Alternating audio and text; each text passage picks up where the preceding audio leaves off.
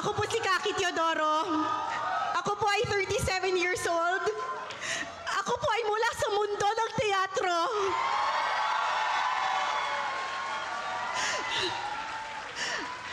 Nais ko lang po magpakilala sa inyong lahat dahil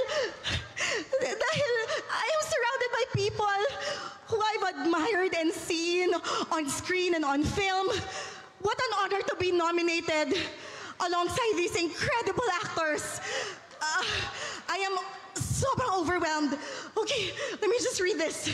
I would like to thank the people who have trusted this musical para dalhin dito po sa MMFF 50. At maraming salamat po MMFF for having us for your 50th year. Maraming salamat to of de Venecia for producing our musical in 2018 and 2019. Ed Lacson for directing it.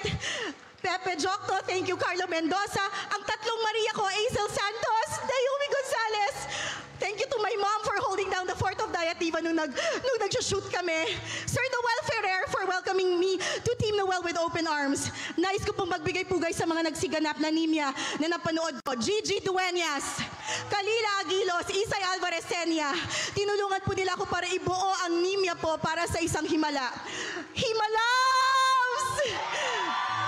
Sa aking mga kaibigan, GV fans, Bestie Jim, Kaki fans, Sir Ricky Lee, salamat sa iyong mga kwento at sa iba't ibang mga babaeng isinulat mo. Sir Vincent De Jesus, kay sarap mabuhay sa mundo na may musika mo.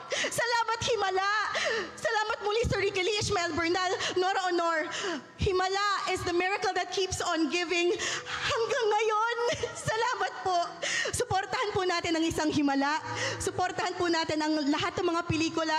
Salamat po muli MFF 50. Mabuhay ang teatrong Pilipino.